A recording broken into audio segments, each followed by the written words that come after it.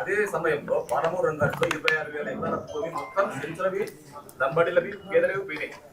ఇప్పటికి కూడా కోర్టులో కొన్ని కేసులు నడుస్తున్నాయి. ఇక్కడ కూడా ఇప్పుడు సులతాయి తండ కొల్లాపూర్లో ఇంకా దాదాపు 2.5 ఎకరాల భూమి ఇవ్వలేక రైతులు కొట్లాడుతూ వాళ్ళు పని జరుగుతలేదు. గోకారం ప్రాంతం ఎర్రవెల్లి ప్రాంతంలో దీనిపైన మీరు మాట్లాడతారు. రేపు కూడా వెళ్తున్నామన్నా, గోకారంకు పోతున్నాం రేపు, అట్లానే RRR బాధితుల దగ్గరకు పోతున్నాం. అంటే ప్రత్యేకించి నేను ఎప్పుడైతే జిల్లాల బాట బట్టి తిరుగుతూ ఉన్నానో, ప్రతి జిల్లాలో ప్రతి నియోజకవర్గంలో పేదల పట్ల జరిగినటువంటి అనేక ఆకృత్యాలు బయటకు వస్తున్నాయి. చాలా అన్యాయం జరిగింది చాలా విషయాలు. చాలా చోట్ల రైతులకు బేడీలేసి తీసుకుపోయినారు. నోరు లేనటువంటి చిన్న సన్నకారు రైతుల భూములు అనేకం పోయినాయి. RRR లాంటి వాటిలలో, ప్రాజెక్టులు లాంటి వాటిలలో చాలా కన్వీనియంట్గా పెద్దోళ్ళ భూములను కాపాడి పేదోళ్ళని ఎత్తికొట్టినటువంటి విషయాలు సుస్పష్టంగా విత్ ఎగ్జాంపుల్స్ మాకు తెలియవస్తూ ఉన్నాయి. వాటి మీద ఖచ్చితంగా మా ఫైట్ ఉంటుందన్న. రేపు మీరు చెప్పినటువంటి ప్లేసెస్ కూడా వెళ్తూ ఉన్నాం. అవన్నీ చూసినాక ప్రెస్ మాట్లాడితే బాగుండేది, కానీ రేపు అక్కడికి వెళ్తే మళ్ళీ ఇటు రావడం కష్టమవుతుంది. కాబట్టి ఇది జిల్లా హెడ్ క్వార్టర్ కాబట్టి ఇక్కడ మీ అందరినీ కలవాలన్న ఉద్దేశంతో ఈరోజు మాట్లాడుతూ ఉన్నాం. ఇప్పుడు కూడా మేము వట్టెం నుంచి వస్తూ ఉంటే అదేమూరన్నా, కారుకొండనా?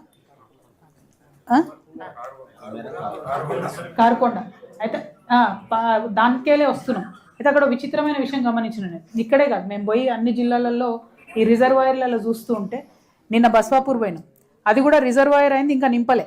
వర్షం నీళ్లకు కొంత మటుకు నిండింది. ఆ కొంత మటుకు నిండిన వాటితోనే ఆ రిజర్వాయర్ల పక్కనున్న ప్రతి గ్రామంలో బోర్లన్నీ మీదకి ఎగదంతున్నాయి, బాత్రూమ్లలో నీళ్ళన్నీ ఉల్టా వస్తున్నాయి, ఆ ఇండ్లంతా మొత్తం తేమ పట్టిపోతుంది. ఒకవేళ ఈ వట్టెం ప్రాజెక్ట్ మొత్తం నిండింది అనుకోండి, ఆ ఊరు వాళ్ళ పరిస్థితి ఏంటి? వాళ్ళు ఇప్పటి నుంచే భయపడుతున్నారు. అరే మాకేమన్నా ఆల్టర్నేట్ ఎక్కడైనా చూపియండి, మరి మేము వెళ్ళిపోతాం కదా అన్నట్టు మాట్లాడుతున్నారు. కానీ అన్ఫార్చునేట్లీ అసలు ఆలోచనే చేయలేదు ప్రభుత్వం. ఆ ఆలోచన జరగాలి. ఇప్పుడున్న ప్రభుత్వం అన్న దయచేసి ఆలోచన చేయాలి. ఎందుకంటే రిజర్వాయర్లకు లిటరలీ ఆ రిజర్వాయర్ గోడను ఆనుకొని ఉన్న ఊర్ల పరిస్థితి అయితే ఘోరమే ఉన్నది. ఇప్పుడు మేము చూసిన కారుకొండ రెవెన్యూ మొత్తం ట్యాంకులు వెళ్ళిపోయింది, రెవెన్యూ మొత్తం ఆ వట్టెం రిజర్వాయర్లు వెళ్ళిపోయింది. ఓన్లీ ఇండ్లు మిగిలినాయి. ఆ మిగిలిన ఇండ్లకు కూడా ఈ ఇబ్బందులు ఉన్నాయి. నిన్న మేము చూసిన బసవాపూర్లో అక్కడ కూడా సేమ్ ప్రాబ్లం. 50 ఎకరాలు బయట మిగిలింది, ఊరు మిగిలింది, మొత్తం మిగతా భూమి అంతా పోయింది.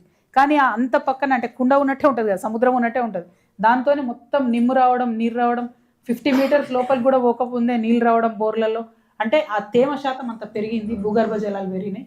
దాంతో ఫ్యూచర్లో ఇబ్బంది అవుతుంది. కాబట్టి ఈ జిల్లాలో ఇంకా చాలా చాలా ట్యాంక్స్ ఉన్నాయి, చాలా చోట్ల ల్యాండ్ అక్విజిషన్ చేసిరు. కాబట్టి అధికారులు, ప్రభుత్వం ఇప్పటి నుంచే దాని మీద ఆలోచన చేయాలి.